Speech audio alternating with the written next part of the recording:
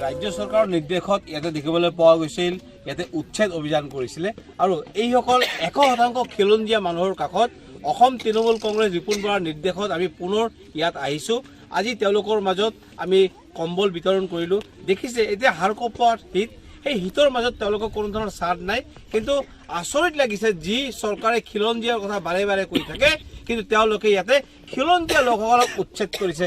আমাৰ বাৰম্বাৰ প্ৰশ্ন এটাই, যদি সঁচাকৈ এইখন খিলঞ্জীয়া চৰকাৰ তেওঁলোকে মাটি দিয়াৰ ব্যৱস্থা কৰক, উচ্ছেদ নহয়, এই ৰাইজসকলক সংস্থাপনৰ ব্যৱস্থা কৰক। আমি বাৰম্বাৰ অনুৰোধ কৰিছোঁ প্ৰমোদ বড়ো চৰকাৰ ডাঙৰীয়া, আপুনি ডাঙৰ ডাঙৰ কথা কৈ লাভ নাই। আপোনাক অনুৰোধ কৰিছোঁ আপোনাৰ ইমিডিয়েট এই অঞ্চলটোত আহক, পৰিভ্ৰমণ কৰক। কেৱল দিল্লীত অমিত শ্বাহৰ লগত গল্প কৰিলে নহ'ব, স্থানীয় ৰাইজৰ লগত আপুনি মতামত গ্ৰহণ কৰক।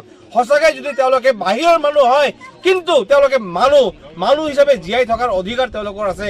এই হাড়কঁপোৱা শীতত তেওঁলোকৰ প্লাষ্টিক নোহোৱা হৈছে, তেওঁলোকৰ ঘৰবিলাক ভাঙি দিয়া হৈছে, কণ কণ ল'ৰা ছোৱালী যে পথত বহিছে। পুনৰ অনুৰোধ কৰিছোঁ আপোনালোকক, খিলঞ্জীয়া এইসকল ভূমিপুত্ৰ বড়ো মানুহসকলক আপোনালোকে সংস্থাপনৰ ব্যৱস্থা কৰক আৰু যিমানখিনি পাৰে ৰেচনৰ ব্যৱস্থা কৰক। আৰু কিমান দিন এনেকৈ ৰাখিব, তেওঁলোকক অনতিপলমে ভূমিপট্টা দিয়াৰ ব্যৱস্থা কৰক। এইটো আমাৰ চিৰাং জিলা তৃণমূল কংগ্ৰেছৰ পৰা আপোনালোকে দাবী উত্থাপন কৰিছোঁ।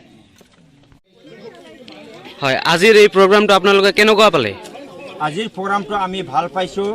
আপোনাৰ মানে তৃণমূল কংগ্ৰেছ আপোনালোকৰ আমাৰ মাজত আহি ইমান আমাৰ দুখত আপোনালোকে আমাক সহায় কৰিলে।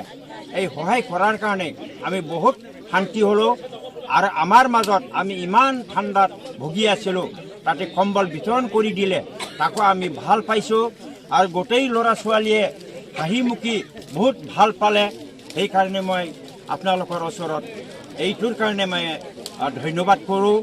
আজি আপোনালোকে আমাৰ এই শোকাকুল অৱস্থাত থকা ৰাইজৰ মাজত উপস্থিত হৈ আপোনালোকে যি সঁহাৰি জনালে আৰু যি সহায় কৰিলে তাৰ কাৰণে